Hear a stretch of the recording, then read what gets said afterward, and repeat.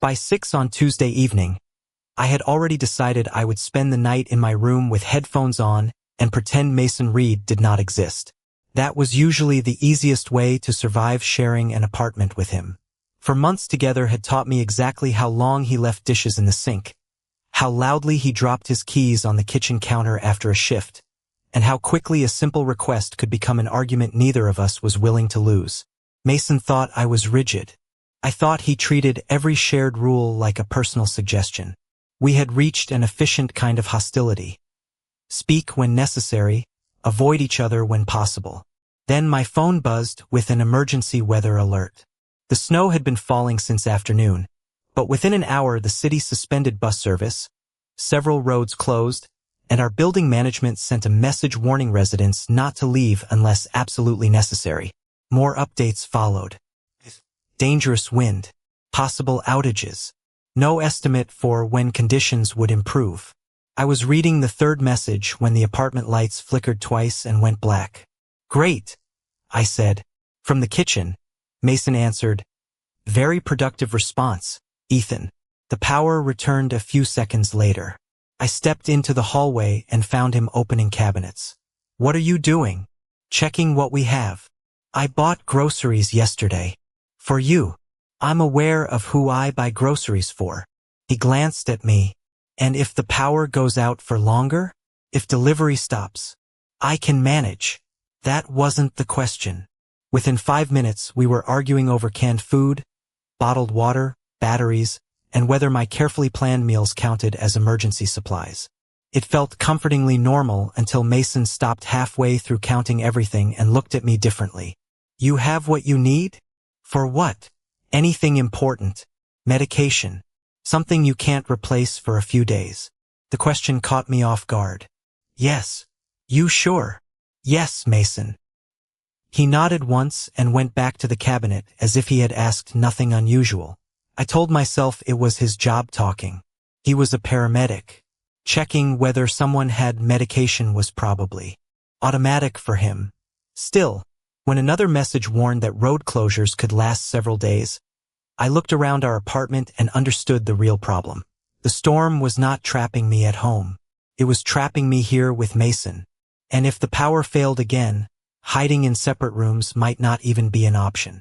By morning, the storm had erased the view from our windows. Snow pressed against the glass in shifting white sheets, and every update on my phone seemed worse than the last. The power had survived the night, but the building message warned us to conserve electricity and prepare for another outage. Mason was already in the kitchen when I came out. He had arranged our supplies across the counter. "You reorganized everything." "I counted everything." "You moved my food." "To count it." I stared at the neat rows of cans, bottled water, flashlights, batteries, and portable chargers. "You could have asked." "You were asleep." "That doesn't mean you get to rearrange my things." Mason leaned against the counter. "We might be stuck here for days, Ethan. Can we postpone the territorial dispute until after we figure out whether we have enough food?" I hated that he had a point. We divided what we had into rough daily portions. I wanted a schedule immediately. Mason refused to pretend we could predict exactly when the power would fail or how cold the apartment might become. "You plan like the universe signed a contract with you," he said. "And you plan like consequences are optional." "They're not optional. They're just usually inconveniently unscheduled." I almost smiled. Almost. Mason turned toward the coffee maker before I could respond. The electricity was still on, so he made 2 cups while I checked another building update. When he placed mine beside my phone, I took a distracted sip. Then I stopped. 1 spoonful of sugar. A small amount of milk. Exactly right. I looked at him. "How did you know?" "Know what?" "My coffee." He opened a cabinet as if the question bored him. "We've lived together for 4 months. That doesn't mean I know how you drink yours." "No," he said. "Apparently it doesn't." There was something in his tone I couldn't place. Before I could ask, the lights flickered. We both looked up. "Charge everything," Mason said. For the next hour, we worked without arguing much. Phones first, then portable batteries. Mason checked the flashlights while I reorganized the food into a system he immediately complained was unnecessarily complicated. Somehow, despite the insults, we were getting things done. By early afternoon, I set up my laptop at the dining table and tried to work while I still had internet. Mason had no reason to stay in the room. His bedroom was down the hall, and for months he had treated closing that door like an Olympic event whenever I was nearby. But he sat on the couch instead. At first I assumed he was checking weather updates. 20 minutes later, he was still there. "You don't have somewhere else to be?" I asked. Mason looked around at the snow-covered windows. I gave him a flat look. "You know what I mean. I'm comfortable here. You normally disappear into your room. You normally complain when I'm in the same room." I wasn't complaining. His mouth tilted slightly. That sounded dangerously close to disappointment. I turned back to my laptop before he could see my reaction. The irritating part wasn't that Mason stayed. It was that, after another hour of hearing him shift quietly on the couch behind me, I realized I had stopped wishing he would leave. By the second night, the power had developed a personality. It would stay on long enough for me to believe we were safe, flicker just enough to make me nervous, then disappear for several minutes before returning. By the third day, the apartment had grown cold enough that Mason suggested we stop wasting heat by spending time in separate rooms. I hated how reasonable that sounded. We moved most of what we needed into the living room. Blankets, chargers, flashlights, water, and enough food to avoid constantly opening cabinets. The kitchen was only a few steps away, so we started preparing meals together too. That should have been unbearable. Instead, Mason turned out to be annoyingly competent. He could make something edible from whatever I handed him, remember which batteries were charged without labeling them, and respond to each new building update without immediately imagining the worst possible outcome. "You know," I said while watching him divide food between two plates, "your complete lack of planning is slightly less horrifying during an emergency." He looked over his shoulder. "Was that a compliment?" "Don't get excited. Too late. I'm writing it down." "You don't write anything down." "Exactly. That's how important this is." I laughed before I could stop myself. Mason froze theatrically, one plate still in his hand. "Was that you? Give me my food. I didn't know you could make that sound." "Mason." He handed me the plate, grinning. Something shifted after that. Not dramatically. We still argued. He still left things where I wouldn't have put them, and I still corrected him often enough that he threatened to create a complaint form specifically for me. But the arguments no longer ended with one of us walking away. That was what I noticed. After dinner, there was no practical reason for Mason to remain in the living room. The electricity had returned. His bedroom was available. He stayed anyway. So did I. The next afternoon, I discovered he'd moved the small entryway basket I'd complained about repeatedly because he kept dropping his keys beside it instead of inside it.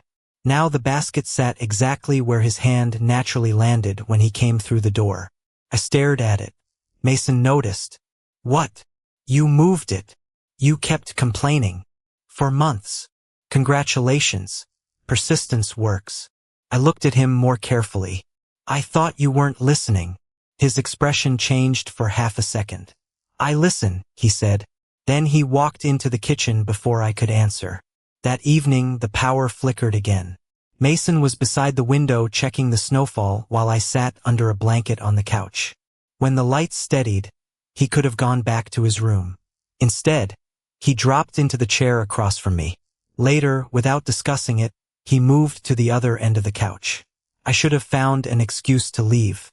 I didn't. For months, I had assumed Mason stayed around me because annoying me entertained him. Now I was beginning to wonder if I'd gotten that wrong.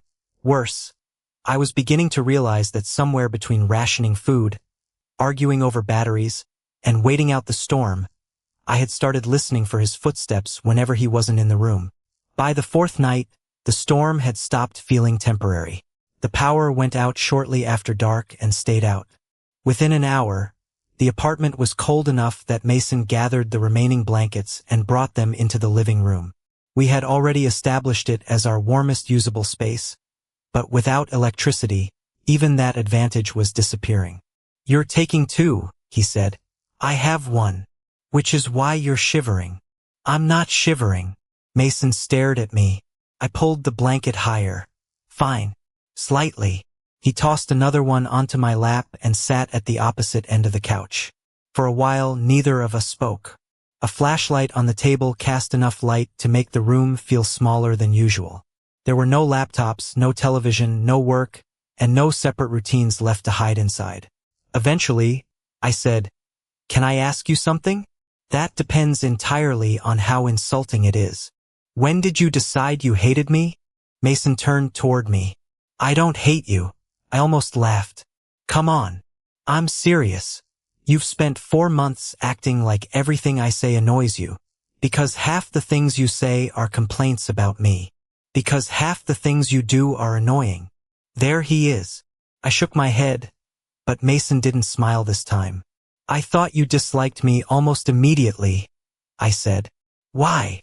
"Because you acted like none of my opinions mattered." His jaw tightened. "That's what you decided? What else was I supposed to think? You could have asked. You weren't exactly approachable." Mason looked toward the dark window. "Neither were you." That landed harder than I expected. I thought about the coffee, the basket, the way he had remembered what I needed before I did, the way he kept staying in the living room when he could leave. "I might have been wrong about some things," I admitted. Mason glanced back at me. "Careful. You'll ruin your reputation." I smiled despite myself. The silence afterward felt different. At some point, Mason shifted closer, pulling part of the second blanket across his legs. Our knees touched. Neither of us moved. It would have been easy to pretend it was accidental, except several seconds passed and Mason still didn't pull away. I looked down at the place where our legs met. "You know what's strange?" I said quietly. "What?" "For someone who apparently finds living with me unbearable, you've had plenty of chances to spend less time around me." His expression changed. I remembered something he'd said the day before, and the question came out before I could reconsider it. "Have you ever thought about moving out?" Mason was silent long enough to make me look at him. "Yeah," he said finally. Something tightened unexpectedly in my chest. "Oh, I thought about it. But you didn't." "No, why?" His eyes stayed on mine. For a moment I thought he might answer. Instead, Mason reached across the narrow space between us and adjusted the edge of the blanket where it had slipped from my shoulder. His fingers brushed the side of my neck. The touch should have lasted less than a second. Didn't. Neither of us spoke. Then Mason slowly withdrew his hand. "That's a longer conversation," he said. I should have pushed him for an answer. Instead, I sat there with my knees still touching his, suddenly far more interested in why he hadn't moved away than in why he'd once considered leaving. The power came back sometime after midnight. The lamp across the room suddenly glowed, and Mason blinked against the light. His knee was still touching mine. For a second, neither of us reacted. Then I looked toward the hallway. "Well," I said, "crisis temporarily over." Mason followed my gaze. His bedroom was 20 feet away. The heat had started humming again, and there was no longer any practical reason for either of us to stay under 2 blankets on the same couch. "You can finally escape," I said. He looked at me. "Is that what you want?" The question was too direct. "I didn't say that." "No. You usually do." I waited for him to stand. He didn't. Instead, Mason settled farther back against the couch and pulled the blanket over his legs again. I stared at him. "What are you doing?" "Sitting." "Your room is warm again." "I know. The lights are on." I noticed. I could hear my own heartbeat now, which was ridiculous. "Then why are you still here?" Mason's expression lost the teasing edge I'd grown used to. For once, he didn't immediately answer. Then he said, "Because I don't want to leave you alone." Every explanation I'd been using for the past few days suddenly became harder to believe. The storm made us cooperate. The cold made us share the living room. The outage made us sit close. None of those things explained why Mason was still beside me now. "Mason." "What?" "You can't say something like that and then act like it's normal." "Maybe I'm tired of acting like everything between us is normal." I went still. He looked away first, rubbing one hand over the back of his neck. "You affect me more than you think, Ethan." The words were quiet, almost reluctant. "How?" He gave a short laugh with no humor in it. "I'm not having that entire conversation at 1 in the morning. You started it. I answered your question. Barely. It's more than you've ever asked me before." That shut me up. Mason's hand rested on the couch between us. Mine was only inches away. I don't know which of us moved first. Maybe neither of us did consciously. But when the backs of our fingers touched, we both noticed. This time, there was no darkness to blame. No need to conserve warmth. No practical reason at all. Mason turned his hand slowly, giving me enough time to move mine. I didn't. His fingers closed lightly around mine. My breath caught. For 4 months, nearly every physical interaction between us had involved one of us moving out of the other's way. Now Mason was holding my hand as though he was waiting to find out whether I would let him. I did. He looked at me, and something in his expression made the room feel smaller. I thought he might kiss me. The realization sent a sharp pulse of panic and anticipation through me at the same time. Instead, Mason leaned closer and stopped. Not touching. Not asking. Just close enough that I understood the question. "I don't know what we're doing," I whispered. "Neither do I." "That doesn't bother you?" "It terrifies me." I hadn't expected that answer from him. My thumb moved once against his hand. Mason's eyes dropped to the movement, then returned to my face. Neither of us closed the remaining distance. Eventually, the heat had warmed the apartment enough that the blankets were unnecessary, but Mason still stayed beside me, and I still held his hand. When morning began turning the windows pale, I understood that whatever happened next, we couldn't honestly go back to being two roommates who simply couldn't stand each other. The storm hadn't answered what this was. It had only made pretending there was nothing between us impossible. By the time we finally got up, the apartment felt almost normal again. That was the problem. The lights worked. The heat was steady. I made coffee while Mason checked the latest building update, and for several minutes we moved through the kitchen exactly as we had before the storm. Except now I knew what his hand felt like around mine. Mason reached past me for a mug, and my entire body registered how close he was. He noticed. Neither of us said anything. Later, we ate together in the living room. Mason sat beside me instead of taking the chair across from the couch. There was enough space between us that we weren't touching, but not enough for me to forget that we could. I couldn't stand the uncertainty. "About last night," I said. Mason looked at me. "There it is." "What?" "The sentence people use right before ruining something." "I'm not trying to ruin anything." "Good." I stared at my coffee. "I just think we should be realistic." His expression changed immediately. "The storm has been strange," I continued. "We're stuck inside. Everything's intensified. Maybe last night happened because we've been trapped together for days." Mason went quiet. I expected him to agree. Instead, he stood and carried his plate into the kitchen. "Mason." "What?" "You don't have to get angry." "I'm not angry." "You're doing the thing where you pretend you're not angry." He turned around. "You think I held your hand because the roads are closed?" "That isn't what I said." "Pretty close." "I'm saying circumstances matter." "They do." His voice stayed controlled. "They just don't explain everything." I folded my arms. "Then explain it." For a moment I thought he might. Instead, Mason looked toward the hallway. "I told you I thought about moving out." "Yes. I could have." I stopped. "What does that mean?" "It means exactly what I said. I had chances to stop living here before this storm." The room suddenly felt too quiet. "And you didn't." "No, why?" His jaw tightened. "Not yet, Ethan." I hated how much those two words affected me. Mason walked away, and for the first time in days, he actually went into his bedroom. I stayed on the couch. The distance should have been a relief. Instead, I started replaying everything. The coffee made exactly the way I liked it. The entryway basket moved because he'd heard me complaining. The hours he'd spent in the living room when his bedroom was available. the blanket pulled back over my shoulder, his knee remaining against mine, his hand turning beneath mine instead of pulling away. And now this, he could have moved out, before the storm, before the outages, the cold, the shared blankets, and every excuse I'd been using to explain why we'd become close. That meant the question wasn't only what had happened between us this week.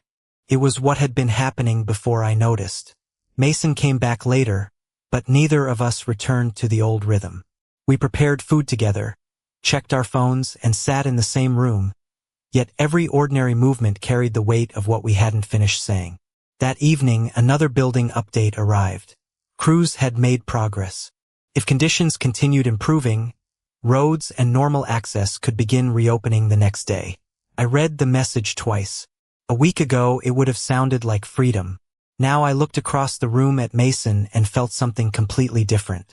We were running out of reasons to stay together. By morning, the storm had finally begun to loosen its grip. The snow had stopped. Through the windows, I could see crews working along the street, and the latest building message confirmed that limited access was returning. Roads would reopen gradually. Public transportation would follow. Everything I had wanted 7 days ago was happening. Mason stood by the kitchen counter reading the same update on his phone. "So," I said, "we survived." Apparently, he didn't smile. The distance between us had survived the night too. I watched him put his phone down. "Are we going to finish that conversation?" Mason exhaled slowly. "Which part?" "The part where you said you could have moved out." He looked at me for several seconds. Then he pulled out a chair and Saturday. "A guy I work with needed someone to take over a room," he said. "It would have been cheaper than this place. Closer to work too." My stomach tightened. "When?" "A few weeks ago. Before the storm." "How close did you get to taking it?" "Pretty close." "After one of our fights?" "Yes." I knew exactly which one he meant without asking. "Then why didn't you?" Mason looked down at his hands. "Because every time I pictured not coming back here, I hated it." I didn't speak. He gave a tired laugh. "That's the embarrassing version." "What's the honest version?" "That is the honest version." His eyes met mine. "I started noticing you months ago, Ethan. Your schedule. Your coffee. The way you get quiet when you're working. The way you pretend you're not listening when I talk about my shifts." My chest tightened. "Some of the things I did that pissed you off." He shook his head. "Sometimes I was trying to get a reaction from you. Sometimes I just wanted you to talk to me, and apparently I'm 12 years old emotionally."